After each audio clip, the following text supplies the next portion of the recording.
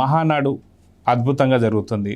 ఓ పక్క నారా లోకేష్ గారి ఆధ్వర్యంలో ఫస్ట్ మహానాడు అని చెప్పేసి అనుకోవచ్చు. ఆయన వర్కింగ్ ప్రెసిడెంట్గా ఇప్పుడు ఫస్ట్ మహానాడు. సో ఇక్కడ ఒక పక్క మహానాడు అత్యద్భుతంగా జరుగుతుంటే వైసీపీ శ్రేణులు మాత్రం ఎక్కడ జనం రావడం లేదు, మహానాడు వెలవెలబోతుంది అన్నట్టు మాట్లాడుతున్నారు. సో దీని గురించి మీరు ఏం చెప్తారు?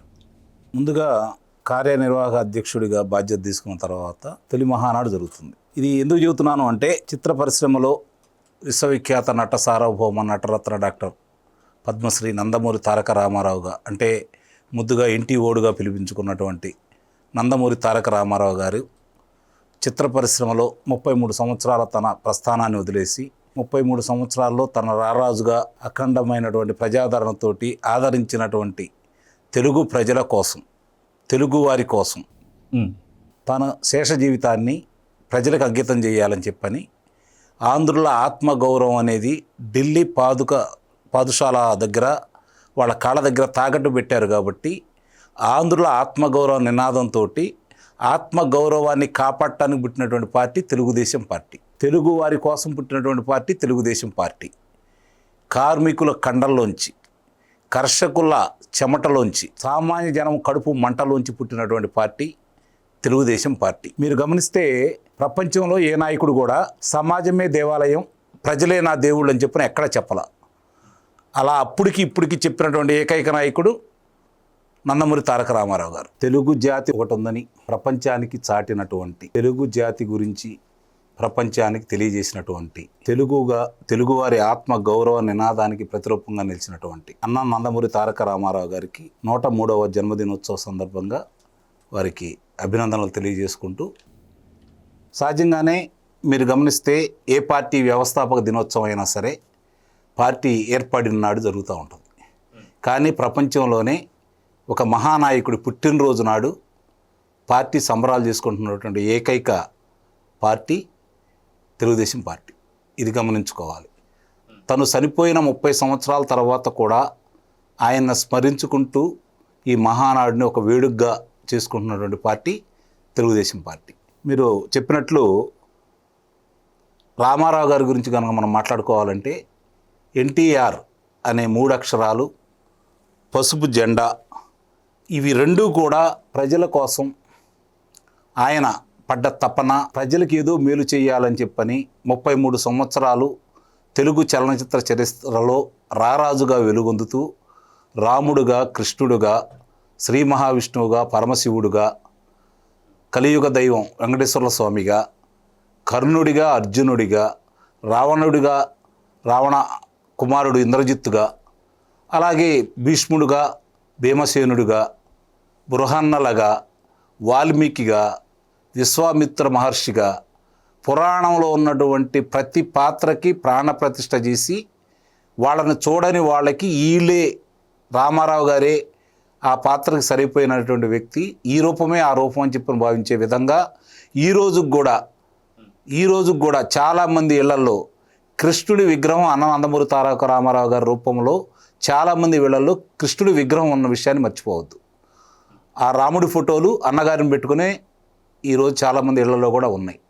అది చిత్రసీమలో ఆయన జైత్రయాత్ర కొనసాగుతున్న రోజుల్లో ఆయన చిత్ర పరిశ్రమ నుంచి వైదొలిగి రాజకీయానికి రావాలనుకున్న రోజు భారతదేశంలో ఏ కథానాయకుడు అందుకునే విధంగా రోజుకు ₹1,00,000 పారితోషికం అందుకున్నటువంటి ఏకైక నటుడు నందమూరి తారక రామారావు గారు. అలాంటి సంపాదన వదులుకొని కులాలకి, మతాలకి, ప్రాంతాలకి సంబంధం లేకుండా జేజేలు అందుకుంటున్నటువంటి, నేరాజనాలు అందుకుంటున్నటువంటి చిత్ర పరిశ్రమలో రారాజుగా అయినటువంటి నందమూరి తారక రామారావు గారు 33 సంవత్సరాలు తను ఆదరించి ఈ స్థాయికి తీసుకొచ్చిన ప్రజల కోసం 60 సంవత్సరాల తర్వాత ప్రజలకు ఏదో చేయాలనే తలంపుతోటి సమాజమే దేవాలయం, ప్రజలే దేవుళ్ళని ఏకైక నినాదం తీసుకొచ్చినటువంటి ఆనాటికి ఈనాటికి ఏకైక రాజకీయ నాయకుడు నందమూరి తారక రామారావు గారు. కూడు గూడు గుడ్డ నినాదంతో ఆయన ప్రజల్లోకి వచ్చాడు.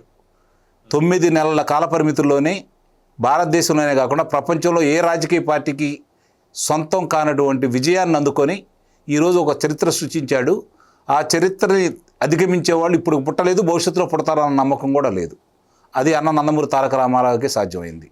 చిత్ర పరిశ్రమలో ఆయన విశ్వవిఖ్యాత నట సార్వభౌముడిగా వెలుగొందుతూ రాజకీయాలకు వచ్చిన తర్వాత తను తీసుకొచ్చినటువంటి అనేక సంస్కరణల ద్వారా కావచ్చు, విప్లవాత్మకమైన మార్పులు కావచ్చు, నిమ్న వర్గాలకి రాజ్యాధికారంలో భాగం పంచే విషయంలో ఆయన తీసుకొచ్చినటువంటి విధానాలు కావచ్చు, మాండలిక వ్యవస్థ కావచ్చు, సింగిల్ విండో విధానం కావచ్చు, ఒకే సంతకంతో 91 లిఫ్ట్ ఇరిగేషన్లో ప్రారంభించిన విధానం కావచ్చు, ప్రజలకు ఇచ్చిన హామీకి సంపూర్ణ మద్యపాన నిషేధం అమలు చేసిన విధానం కావచ్చు, ఈరోజు అందరి చేత, అలాగే మహిళలకి తండ్రి సంపాదనలో ఆస్తిలో సమాన హక్కు కల్పించిన విధానం కావచ్చు, ఇవన్నీ కూడా ఆయన్ని అన్నగారుగా కీర్తించబడే విధంగా పిలిపించుకోబడ్డాయి.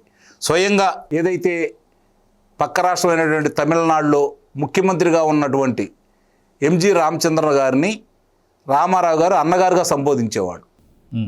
అలాంటిది స్వయంగా ఆయన 83లో వచ్చి మహానాడు విజయవాడలో జరిగిన సందర్భంగా ఆయన ఇచ్చిన పదం దాని వాడుకలోకి వచ్చేసిందనమాట.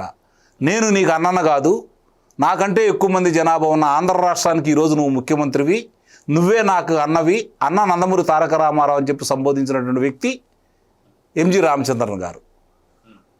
అలాగే ఆయన ఒకే ఒక్క విషయంలో నాకు తెలిసినంత వరకు ఆయన బాధపడ్డాడు. ఇంత చేస్తున్నాం మనం, ఈ అవినీతిని అంతమొందించడంలో మనం ఎందుకు విఫలమయ్యామనే విషయంలో ఆయన బాధపడ్డాడు. ఒక యుగ పురుషుడు, ఒక శక పురుషుడు, ఒక పురాణ పురుషుల పాత్రలకి ప్రతిరూపంగా నిలిచినటువంటి అన్న నందమూరి తారక రామారావు గారిని మన ముగ్గురం కూర్చున్నటువంటి దూరంలోనే ఆయన్ని సందర్శించుకునే మహాభాగ్యం నాకు సుమారు కొన్ని 100 సార్లు జరిగింది. ఇది నాకు దక్కిన అదృష్టంగా నేను భావిస్తున్నాను. ఆయన నడయాడిన ఈ నేల మీద, ఆయన పరిపాలించిన ఈ నేల మీద ఆయన గురించి మాట్లాడుకునే అవకాశం ఉన్నటువంటి నాకు ఆ దక్కటం, ఆ అదృష్టం అనేది నిజంగానే నా పూర్వజన సుకృతం అయితే నేను భావిస్తున్నాను. ఆ మహానుభావుడు తెలుగు జాతి కోసం, తెలుగు జాతి ఆత్మ గౌరవం కోసం, తెలుగు జాతి ఒకటి ప్రపంచంలో ఉంది, వీళ్ళు చాలా గొప్పవాళ్ళు, చరిత్ర పురుషులు ఉన్నారు, వీళ్ళు విప్లవాత్మక మార్పులు తీసుకొచ్చిన వాళ్ళు ఉన్నారు, కన్యాశుల్కం రచించినటువంటి గురుజార లాంటి వాళ్ళు ఉన్నారు, ఇంకా చాలామంది గొప్ప గొప్ప మేధావులు ఉన్నారు, రచయితలు ఉన్నారు, కళాకారులు ఉన్నారు, వీళ్ళు మద్రాసీలుగా ఉన్నారు, కాదు తెలుగువారని చెప్పిన ప్రపంచానికి చాటినటువంటి వ్యక్తి, తెలుగువారి ఆత్మగౌరవానికి ప్రతీక అన్న నందమూరి తారక రామారావు గారు. ఈరోజు ఆయన పార్టీ స్థాపించిన విధానం కావచ్చు, ప్రజల్లోకి వచ్చిన విధానం కావచ్చు, పరిపాలన చేసిన విధానం కావచ్చు, దాన్ని కొనసాగింపు కార్యక్రమంగా 30 సంవత్సరాల క్రితం తన భుజస్కంధాల మీద వేసుకున్నటువంటి నారా చంద్రబాబు నాయుడు గారు ఈరోజు కూడా దాన్ని కొనసాగిస్తూ ఎన్నో ఒడిదుడుకుల్ని ఆయన తట్టుకుంటూ పార్టీ నడిపించిన విధానం మాత్రం నిస్సందేహంగా అభినందనీయం. దీనికన్నిటికీ ఆ రోజు అన్న నందమూరి తారక రామారావు గారు వేసిన పునాది అనే విషయాన్ని మనం మర్చిపోవద్దు. బడుగు బలహీన వాళ్ళ వర్గాలకి ఈ పార్టీ వాళ్ళది వాస్తవంగా చెప్పాలి అంటే వాళ్ళు ఇప్పటికీ వాళ్ళ భుజాల మీద మోస్తూ ఉన్నారు ఈ పార్టీని. వాళ్ళకి కావాల్సినటువంటి స్వాతంత్రాన్ని తీసుకొచ్చాడు, రాజ్యాధికారంలో భాగం కలగజేశాడు.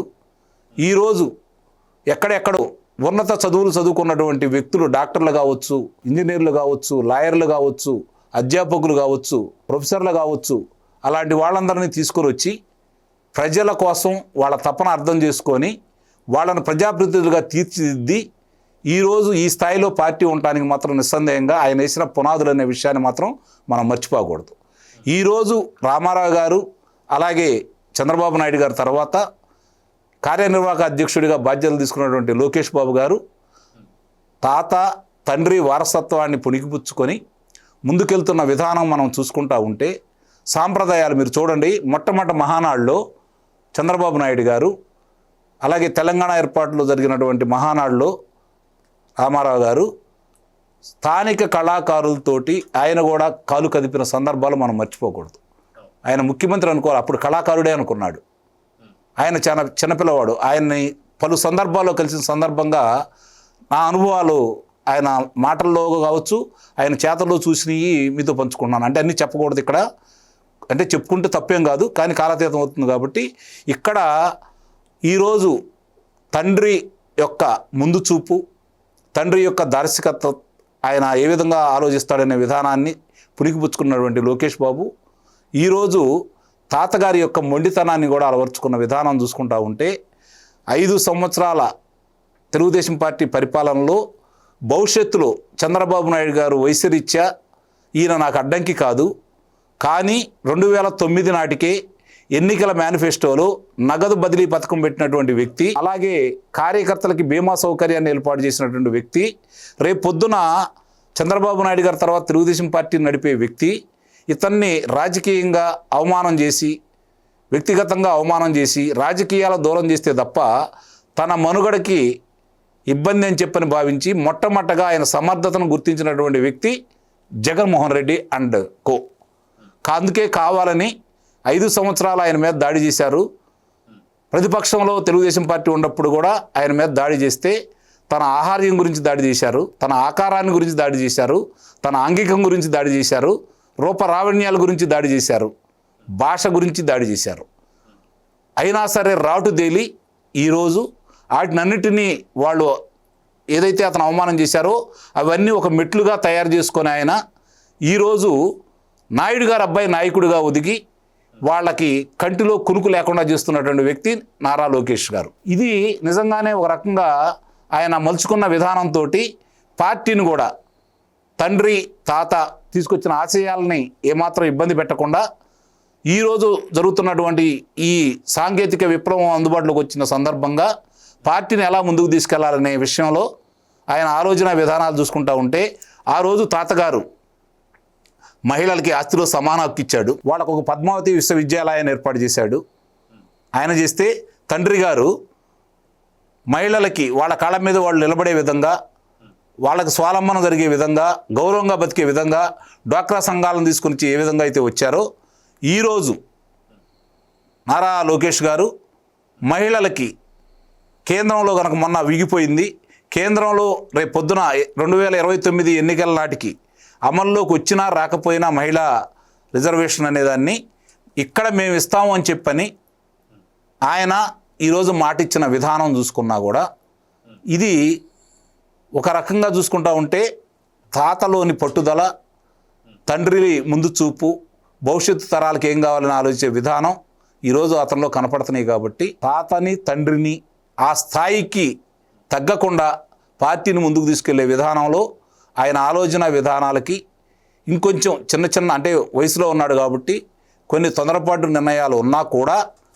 పార్టీ భవిష్యత్తు ఇంకా 40 సంవత్సరాలు ఆయనే నిర్మించుకోవాలి. కాబట్టి ఇక నుంచి అయినా సరే ఈరోజు ముళ్ళ కిరీటం అనేది అతను ధరించాడు కాబట్టి దాన్ని సమర్థవంతంగా ఆ బాధను బరాయిస్తూ పార్టీ కోసం, మిగిలిన వాళ్ళ కోసం ఆయన పరితపిస్తాడని, ముందుకు తీసుకెళ్తాడని నేను ఆయన్ని మనస్ఫూర్తిగా అభినందిస్తూ ఈరోజు కార్యనిర్వాహక అధ్యక్షుడిగా మొట్టమొదటిది కూడా ఇంత అద్భుతంగా 1875 చోట్ల రమారమి ఈ రోజుతోటి 11 లక్షల మంది పైన వీక్షించే విధంగా చేసి గిన్నిస్ బుక్ ఆఫ్ వరల్డ్ రికార్డులోకి చేరుతున్న సందర్భంగా ఆయనకు ప్రత్యేక అభినందనలు అయితే తెలియజేసుకుంటున్నాను. Please subscribe to Leo news for more videos.